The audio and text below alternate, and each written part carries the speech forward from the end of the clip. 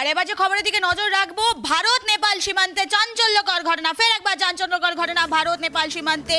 জাল আধার কার্ড দেখিয়ে সীমান্ত পার হতে গিয়ে ধরা পড়লো এক বাংলাদেশি যুবক খড়িবাড়ির পানিট্যাঙ্গি সীমান্তে। এমনই ঘটনা কিন্তু ইতিমধ্যেই চাঞ্চল্য ছড়িয়েছে। যেটি জানা যাচ্ছে, ভারত নেপাল সীমান্তে চাঞ্চল্য, জাল আধার কার্ড দেখিয়ে সীমান্ত পারাপার করতে গিয়ে ধরা পড়লো এক বাংলাদেশি যুবক। এই মুহূর্তে আমাদের সঙ্গে টেলিফোন লাইনে রয়েছে প্রতিনিধি ঋষি, তার থেকে আরো বিস্তারিত জানতে চাইবো। ঋষি, ফের একবার এমন এক চাঞ্চল্যকর ঘটনা যেখানে বাংলাদেশি এক যুবক, তার বিরুদ্ধে অভিযোগ উঠছে তিনি ভারত নেপাল সীমান্ত পারাপার করতে গিয়েছিলেন। এই মুহূর্তে ঠিক কি পরিস্থিতি, কি জানা যাচ্ছে ঋষি? দেখো, একদমই তাই। এসএসবির হাতে এক জাল আধার কার্ড দেখিয়ে ভারত থেকে নেপালে প্রবেশের চেষ্টার সময় কিন্তু এসএসবির হাতে এক বাংলাদেশিকে গ্রেপ্তার হয়। তবে জানা যায় যে তিনি বেশ কয়েকদিন আগেই কিন্তু বাংলাদেশ সীমান্ত দিয়ে অবৈধভাবে ভারতে প্রবেশ করেছিল এবং দালাল মারফত সে কিন্তু আধার কার্ড বানিয়ে এরপরেই কিন্তু সে কিন্তু নেপালে প্রবেশের চেষ্টা করছিল। তারপরেই কিন্তু এসএসবি সন্দেহ হয়, তাকে জিজ্ঞাসাবাদ করা হয়। পাশাপাশি তার কাছ থেকে কিন্তু বাংলাদেশের পরিচয়পত্র এবং বিভিন্ন নথি উদ্ধার হয়েছে তার কাছ থেকে। দেখা যাচ্ছে যে সেই যুবক কিন্তু নেপাল যখন যখন যাচ্ছিল নেপালের উদ্দেশ্যে, তখনই এসএসবি তাকে ধরে এবং তার কাছ থেকে যে আধার কার্ড পাওয়া যায় তাতে রতুল খান বলে লেখা রয়েছে এবং যার বাংলাদেশের যে পরিচয়পত্র, সেই পরিচয়পত্রের মধ্যে কিন্তু তার নাম কিন্তু রয়েছে অন্য, যেখানে লেখা যাচ্ছে মোহাম্মদ মানিক। এরপরে কিন্তু সন্দেহ হয়, তাকে আটক করে এবং এসএসবি এরপরে খড়িবাড়ি পুলিশের হাতে তুলে দিলে আজ তাকে শিলিগুড়ি মহকুমা আদালতে তুলে রিমান্ডে নিয়ে গোটা ঘটনার তদন্তে নামবে খড়িবাড়ি থানার পুলিশ। পাশাপাশি জানিয়ে দিই, এই যে আধার কার্ড সে কোথা থেকে বানিয়েছিল বা কোন দালাল মারফত সে নিয়েছে এবং কত টাকার বিনিময়ে, তার কিন্তু প্রচুর। তবে একের পর এক কিন্তু নেপাল সীমান্ত দিয়ে কিন্তু এসএসবির হাতে বাংলাদেশি গ্রেপ্তার হয় অনেকটাই কিন্তু চিন্তার বাজ ফেলেছে পুলিশ প্রশাসনকে। ইতিমধ্যে কিন্তু পুলিশের তরফ থেকে কিন্তু বিভিন্ন এলাকায়, সীমান্তবর্তী এলাকায় গ্রামের সাধারণ মানুষকে কিন্তু সজাগ করা হচ্ছে। কোনো ধরনের কোনো অনুপ্রবেশকারী যদি গ্রামে আসে থাকে তাহলে কিন্তু অবশ্যই পুলিশ প্রশাসনকে সহযোগিতা করা এবং পাশাপাশি বাংলাদেশি আসলে থাকলেও কিন্তু তাদেরকে খবর দেওয়ার জন্য ইতিমধ্যে কিন্তু পুলিশ প্রশাসনের তরফ থেকে সকল গ্রামবাসীদের কিন্তু সজাগ করা হচ্ছে। ঋষি, আরেকটি বিষয় জানতে চাইবো, তুমি যেমনটা বললে জাল আধার কার্ড দেখিয়ে তিনি পারাপার করার চেষ্টা করেছিলেন, এই জাল আধার কার্ডগুলো কোথা থেকে বানানো হচ্ছে? প্রশাসন কেন তৎপর নয়? এই জাল আধার কার্ড ধরতে প্রশাসন কি করছে ঋষি? দেখো, ইতিমধ্যেই কিন্তু পুলিশ প্রশাসনের সূত্রে যেটা খবর আছে যে এই যে এই যুবককে কিন্তু রিমান্ডে নিয়ে সেই আধার কার্ড কোন দালালের মারফত কোথা থেকে বানিয়েছিল এবং কত টাকা বিনিময়ে, সেই সূত্র ধরেই কিন্তু এই যে চক্র, এই আধার কার্ড নকল আধার কার্ড বানিয়ে দেওয়ার যে চক্র, সেই চক্রের কিন্তু ইতিমধ্যে খোঁজ শুরু করেছে খড়িবাড়ি থানার পুলিশ। ঋষি, আরেকটি বিষয় জানার চেষ্টা করবো, তুমি যেমনটা বললে যুবকটি বাংলাদেশি, সে বাংলাদেশ থেকে ভারতে কিভাবে এলো? ভারত থেকে বা নেপালে তিনি কি করতে যাচ্ছিলেন, এই বিষয়টি কি স্পষ্ট হয়েছে? দেখো, এই যুবক কিন্তু গত শুক্রবার কিন্তু অবৈধভাবে কাঁটাতারবিহীন এলাকা দিয়ে প্রবেশ করে। এরপরে ধীরে ধীরে সে কিন্তু খড়িবাড়ি নেপাল সীমান্তে যায় এবং সেখানেই কোনো ব্যক্তির কাছ থেকে সেই আধার কার্ড দালালের কাছ থেকে নিয়ে সে কিন্তু ভারত থেকে নেপালের উদ্দেশ্যে যাচ্ছিল। সেই সময় কিন্তু তাকে গ্রেপ্তার করা হয়। তবে কি উদ্দেশ্য নিয়ে যাচ্ছিল পুরোটাই কিন্তু তদন্তের বিষয়। এখন পুলিশ প্রশাসন তাকে রিমান্ডে নিয়ে কিন্তু গোটা ঘটনার তদন্ত নেমেছে। বেশ ঋষি, আরেকটি বিষয় জানার চেষ্টা করবো, যে আধার কার্ডটি মিলেছে, সেই আধার কার্ডের লেখা কোন ভাষাতে ছিল সেই বিষয়ে কি কিছু জানা গেছে? দেখো, যে আধার কার্ড তার কাছ থেকে পাওয়া গেছে, সেই আধার কার্ডে কিন্তু সন্দেহজনক বহু কিছুই রয়েছে বলে পুলিশ সূত্রে খবর। সেই আধার কার্ড বানানো হয়েছিল, সেটি প্রিন্ট আউট করা বা কার কাছ থেকে নেওয়া হয়েছিল এবং সেটি অরিজিনাল আধার কার্ড কিনা সেটাও খতিয়ে দেখছে পুলিশ। তবে এটা একদমই নকল আধার কার্ড নিয়েই কিন্তু সে প্রবেশ করেছিল, এটাই কিন্তু সূত্র মারফত জানা যাচ্ছে পুলিশ প্রশাসনের তরফ থেকে। ঋষি, তুমি যেই এলাকার কথা বলছো, অর্থাৎ খড়িবাড়ি এলাকা, একদিকে রয়েছে বাংলাদেশ, একদিকে বিহার, একদিকে নেপাল, একেবারে সীমান্তবর্তী এলাকা, সেখানে প্রশাসনকে প্রতি মুহূর্তে তৎপর থাকার কথা, কিন্তু আমরা বারবার দেখি এরকম জাল আধার কার্ড বিভিন্ন সময় উঠে আসে, বিভিন্ন পাচার ছক উঠে আসে। এই জায়গাটিকে কেন বারবার টার্গেট করা হচ্ছে? প্রশাসন এই জায়গায় এতটা তৎপরতা কেন দেখাচ্ছে না? এই বিষয়ে কি জানা যাচ্ছে ঋষি? দেখো, তোমাকে এটা জানিয়ে রাখি যে গত এক বছর আগেও কিন্তু আমরা দেখেছিলাম যে খড়িবাড়ি সীমান্তর যে পানি ট্যাঙ্কি এলাকা রয়েছে, সেই পানি ট্যাঙ্কি এলাকায় কিন্তু অনলাইন দোকানে কিন্তু অভিযান চালিয়েছিল পুলিশ প্রশাসনের তরফ থেকে। সেই অনলাইন দোকান থেকে কিন্তু বহু বাংলাদেশি যখন গ্রেপ্তার হচ্ছিল, তারপরে কিন্তু উঠে এসেছিল সেই অনলাইন দোকানের নাম। এরপরে কিন্তু সেখানে কিন্তু তল্লাশি চলে বিভিন্ন হার্ড ডিস্ক সহ কম্পিউটার এবং ল্যাপটপ কিন্তু বাজেয়াপ্ত করেছিল পুলিশ প্রশাসন। তবে এই যে অনলাইনের দোকানগুলি রয়েছে সীমান্তবর্তী এলাকায়, সেই সেই অনলাইনে দোকানগুলিতে কিন্তু ইতিমধ্যেই সতর্ক করা হয়েছে পুলিশ প্রশাসনের তরফ থেকে। এইবার এই অনলাইনে দোকানগুলির থেকেই কিন্তু বেশি টাকার বিনিময়ে কিন্তু আধার কার্ড বানিয়ে দেওয়া হতো বাংলাদেশি। এবং তুমি জানো যে এদিকে বাংলাদেশ সীমান্ত রয়েছে, অন্যদিকে নেপাল, পাশাপাশি বিহার রয়েছে অন্য রাজ্যের, তারাও কিন্তু এ রাজ্যে এসে বিভিন্ন ধরনের অসামাজিক কার্যকলাপ করছে এবং বিভিন্নভাবে ভারতীয় পরিচয় বানিয়ে নিয়ে তারা কিন্তু এখানে বিভিন্ন অপরাধমূলক কাজের সাথে জড়িয়ে পড়ছে, যার ফলে কিন্তু সেদিকেও কিন্তু চিন্তার রয়েছে। তবে সীমান্তবর্তী এলাকা যে সমস্ত অনলাইনে দোকানগুলি রয়েছে সেই দোকানগুলিকে কিন্তু সতর্ক করেছে পুলিশ প্রশাসনের তরফ থেকে। বেশ, ধন্যবাদ ঋষি আমাদের সঙ্গে থাকার জন্য। অত্যন্ত গুরুত্বপূর্ণ বিষয় দিকে কিন্তু আমরা নজর রাখছিলাম, যেখানে জানা যাচ্ছে ভারত নেপাল সীমান্তে চাঞ্চল্য, জাল আধার কার্ড দেখিয়ে সীমান্ত পার হতে গিয়ে ধরা পড়লো এক বাংলাদেশি যুবক। খড়িবাড়ি পানিট্যাঙ্কি সীমান্ত থেকে তাকে আটক করেছে এসএসবির জওয়ানরা, এমনটাই জানা যাচ্ছে। তদন্তে নেমে চাঞ্চল্যকর তথ্য উঠে এসেছে। এক ব্যক্তির পরিচয়, অর্থাৎ দু রকমের পরিচয় পাওয়া গেছে, এমন এক জাল আধার কার্ড ওঠায় কিন্তু ইতিমধ্যেই চাঞ্চল্য ছড়িয়েছে গোটা এলাকায়।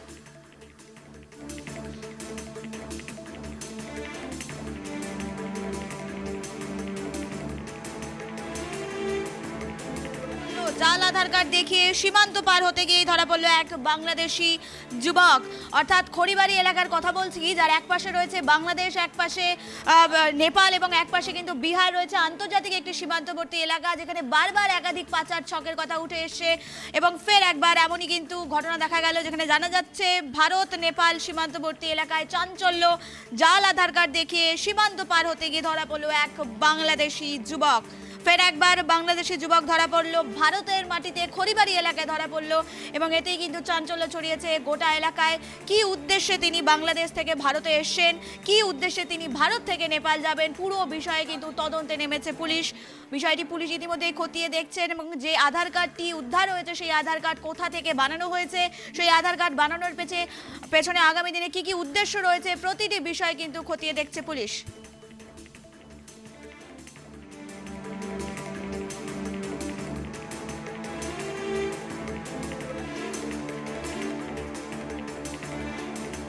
আমাদের সঙ্গে টেলিফোন লাইনে রয়েছে বিজেপি নেতা আলী হোসেন। আলী বাবু, আপনাকে স্বাগত। আমি নিবেদিতা।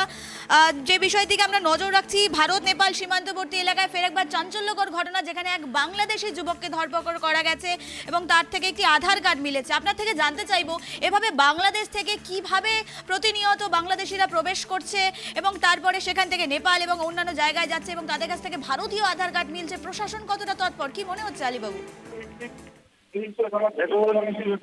ভারতীয়রা মানে কখনো আমরা দেখেছি যে বাংলাদেশিরা এখানে ভারতের ভিতরে ঢুকে আধার কার্ড বানাচ্ছে রাজ্য সরকারের সহযোগিতায়, খুব চিন্তার বিষয় আছে। এইভাবে বাংলাদেশিরা হাজার হাজার জায়গায় তারা এইভাবে আত্মগোপন করে রয়েছে, ভারতীয় নাগরিক হওয়ার চেষ্টা করছে। কোনো ক্রমে তারা হতে পারবে না, কারণ এখন এসআইআর হবে, আর এসআইআর হলে অবৈধ যারা বহিরাগত বাংলাদেশি তারা অবশ্যই বাতিল হবে এবং বাদ যাবে। আধার কার্ড কেন, একেবারে পাসপোর্ট করলেও কোনো তাদের রেহাই নেই, নিশ্চিত থাকুন। আলীবাবু, কি মনে হচ্ছে এই জন্যই কি যে বারবার বাংলাদেশি যুবকরা ধরা পড়ছে, এই জন্যই কি বিভিন্ন সময় রাজ্য সরকারের পক্ষ থেকে কিংবা শাসক দলের পক্ষ থেকে এসআইআর নিয়ে তারা বারবার বিরোধিতা জানাচ্ছেন? হ্যাঁ, বানাচ্ছে, কারণ তাদের ভোট ব্যাংক হচ্ছে তারা।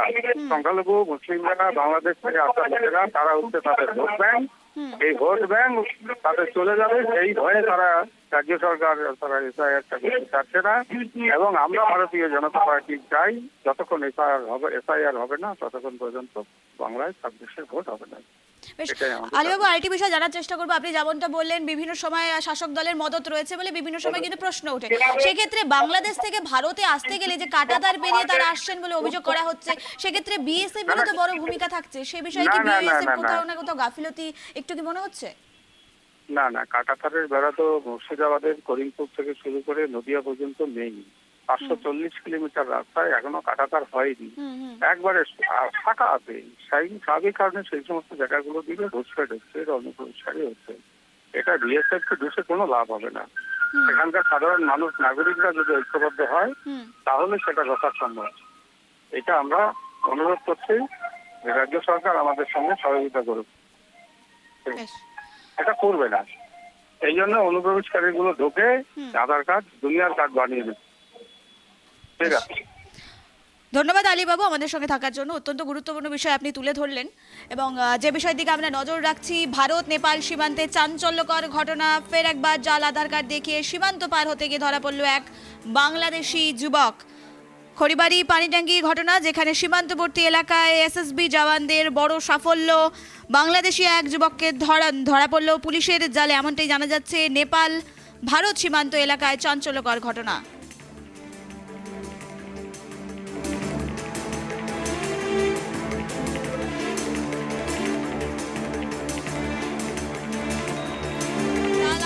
দেখিয়ে সীমান্ত পার হতে গিয়ে ধরা পড়ল এক বাংলাদেশি যুবক। খড়িবাড়ি পানিট্যাঙ্কি সীমান্তবর্তী এলাকা থেকে আটক পড়ল বিএসএফ এর হাতে এক বাংলাদেশি যুবক। চাঞ্চল্যকর তথ্য, বিএসএফ এর হাতে, এসএসবির হাতে, ক্ষমা করবেন। এবং যেটি জানা যাচ্ছে, ভারত নেপাল সীমান্তে চাঞ্চল্যকর ঘটনা। একাধিক অভিযোগ উঠছে সেই যুবকের বিরুদ্ধে। কিভাবে সেই জাল আধার কার্ড তার কাছে এলো সে বিষয়ে কিন্তু খতিয়ে দেখছে পুলিশ। এই মুহূর্তে আমাদের সঙ্গে টেলিফোন লাইনে রয়েছে তৃণমূল নেতা দেবব্রত রায়। দেবব্রত বাবু, আপনাকে স্বাগত। আমি নিবেদিতা। যে বিষয়ের দিকে আমরা নজর রাখছি, এক যুবক তাকে ধরা হয়েছে এবং অভিযোগ উঠছে সে নাকি বাংলাদেশি যুবক। নেপাল যাওয়ার আগে তাকে ধরা পড়লো পুলিশের হাতে। বিষয়টি কিভাবে দেখছেন? দেখুন, এটা তো ভালো, মানে পুলিশ মানে রাজ্য পুলিশ ধরেছে না কেন্দ্রীয় পুলিশ ধরেছে? দেখুন, বর্ডারটা তো পাহারা দেয় আমাদের বিএসএফ, তাই না? এখন বিএসএফ হচ্ছে কেন্দ্রীয় একটি সংস্থা, আমাদের নিরাপত্তা যারা দেখে, দেশের সীমান্তগুলো দেখে। এখন লোকটা যদি নিশ্চয়ই তো বর্ডার পেরিয়ে এসছে, তারা বর্ডার থেকে লং জাম্প দিয়ে কিংবা হাই জাম্প দিয়ে এসে তো পড়েনি, বর্ডারে বিএসএফ এর লাঠির তলা দিয়ে এসছে। এবার উত্তরটা বিএসএফ ভালো দিতে পারবে। যদি বর্ডার দিয়ে যে নিরাপত্তার দায়িত্ব সেগুলো দেখতে হবে। এখন বিজেপির যদি কথা শুনতে হয়, এখন স্বাধীনতার পর থেকে এই ৭৯ বছর মমতা ব্যানার্জি তো আর বর্ডার পাহারা দিচ্ছে না, যারা দায়িত্বে আছে উত্তরটা তারা দেবে। এখন দেশের নিরাপত্তা দিতে ব্যর্থ। আমরা দেখছি আসাম থেকে মানুষ ঢুকে পড়ছে, কাশ্মীর থেকে মানুষ ঢুকে পড়ছে, তারা মানুষ খুন করছে, খুন করে চলে যাচ্ছে। এইগুলো বারে বারে কেন্দ্রীয় সরকার যে নিরাপত্তার ব্যর্থতা, সেগুলো মানুষের ঘাড়ে চাপিয়ে দিচ্ছে। আর বারে বারে বলে জমি দেয় না, জমি দেয় না। কোস্টগার্ডের জন্য 2021 সালে সরকার জমি দিয়েছিল রাজ্য সরকার, সেই কোস্টগার্ডের জমিতে তাদের কাজকর্ম করার ছিল, সেটাও করতে পারেনি। এখন নিজেদের ব্যর্থতার জায়গাগুলো দেখতে হবে। এখন বাংলাদেশ বর্ডারে কিছু জায়গায় নদী, জলাজমি ইত্যাদি রয়েছে, সেই জায়গাগুলো বিএসএফ এর বিভিন্ন নির্দিষ্ট সংস্থা তারা পাহারা দেয়, জলযান নিয়ে পাহারা দেয়। সেখান থেকেও মানুষ ঢুকে পড়ছে, সেগুলো তো সেই দায়িত্ব তো কেন্দ্রীয় সরকারকে নিতে হবে না? এখন আপনার বাড়ি রয়েছে, বাড়ির সিকিউরিটি গার্ড রয়েছে, আর সিকিউরিটি গার্ডকে পেরিয়ে একজন এসে চুরি করে নিয়ে চলে গেল, আপনি কাকে ধরবেন? আপনার বাড়ির লোককে ধরবেন না সেই সিকিউরিটি গার্ডকে ধরবেন? এখন তো সেই উত্তরটা তো আমাদের গৃহ দপ্তরকে, গৃহমন্ত্রককে, অমিত শাহকে দিতে হবে। তো তিনি কেন এইগুলো এড়িয়ে যাচ্ছেন? ঠিক না? দেবব্রত বাবু, আরেকটি বিষয়, বিজেপির পক্ষ থেকে বলা হচ্ছে যে কাটাতার রাজ্য সরকারের পক্ষ থেকে দেওয়া হচ্ছে না, বিএসএফ তো পাহারা দিচ্ছে। দেখুন, রাজ্য সরকার, দেখুন দেশ স্বাধীন হয়েছে তো প্রায় 80 বছর হয়ে গেল, তাই না? আর 80 বছর ধরে তো মমতা ব্যানার্জি বর্ডারে পাহারা দিচ্ছে না, এটা তো ঠিক। মমতা ব্যানার্জি 2011 থেকে এসছে। বাকি যারা সরকারে ছিল, যারা ক্ষমতায় ছিল এতদিন, তো কেন্দ্রীয় সরকারও তো এখনো হয়ে গেল, এতদিন হয়ে গেল, তারা কেন এগুলো দেখছে না? শুধু তো পশ্চিমবঙ্গ দিয়ে ঢুকছে না, বাকি রাজ্য আসাম, ত্রিপুরা, ত্রিপুরা থেকে ঢুকছে, সেগুলো তো দেখতে হবে।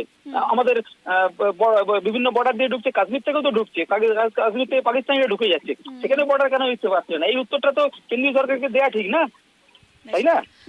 যেমন আপনি বললেন যে বিএসএফ কে দেখা উচিত বিষয়গুলি, যারা পাহারা দিচ্ছেন তাদেরকে দেখা উচিত, কিন্তু আরেকটি বিষয় যারা নিরাপত্তার দায়িত্বে আছে। হ্যাঁ, কিন্তু আরেকটি বিষয় প্রশ্ন উঠছে যে জাল আধার কার্ডগুলি বানানো হচ্ছে, সেগুলো তাহলে কিভাবে বানানো হচ্ছে, কার মদতে বানানো হচ্ছে, কিভাবে দেখছেন বিষয়টি? দেখুন, আধার কার্ড হচ্ছে নির্দিষ্ট দপ্তর, এখানে রাজ্য সরকারের কোনো ভূমিকা নেই। এটাও একটা জিনিস বলছি, কিছুদিন আগে বারাসাত থেকে একজন লোক ধরা পড়লো, তার নাম হচ্ছে ইন্দ্রজিৎ দে। ইন্দ্রজিৎ দে হচ্ছে বিজেপির প্রার্থী হয়েছিল বারাসাতে, দুবার প্রার্থী হয়েছে, তিনি সুকান্ত মহিন্দারের ঘনিষ্ঠ। সে নাকি আধার কার্ড জালে যুক্ত ছিল। তার কিছু লোককে, মিস্টার পান্ডে বলে একজনকে পাওয়া গেল, তিনি বিজেপি করেন, তিনি পাসপোর্ট জালিয়াতি করছেন। এগুলো তো ধরতে হবে। কিছুদিন আগে আমরা জ্যোতি মালহোত্রাকে দেখলাম, তারা একদম সরাসরি বিজেপি করেন, তারা দেশের তথ্য বাইরে সাপ্লাই করে দিচ্ছিল, পাকিস্তানে সাপ্লাই করে দিচ্ছিল। তাকে তো এগুলো তো উত্তর তো কেন্দ্রীয় সরকারকে দিতে হবে না, তাই না? এখন ওই মালেগাঁও বিস্ফোরণ হয়েছিল, সাতদীপ প্রজ্ঞা, তিনি বিস্ফোরণে অভিযুক্ত ছিলেন, তাকেও তো এই উত্তরগুলো দিতে হবে না? বিজেপি সরকার, বিজেপি এক একজন লোক জড়িয়ে পড়ছে, তাই না? বেশ, ধন্যবাদ দেবব্রত বাবু, অত্যন্ত গুরুত্বপূর্ণ বিষয় আপনি তুলে ধরলেন। যে বিষয়ের দিকে আমরা নজর রাখছি, ভারত নেপাল সীমান্তবর্তী এলাকায় জাল আধার কার্ড দেখিয়ে সীমান্ত পারাপার করতে গিয়ে ধরা পড়ল এক বাংলাদেশি যুবক। খড়িবাড়ি পানিট্যাঙ্কি এলাকার ঘটনা, ইতিমধ্যেই চাঞ্চল্য এলাকায়।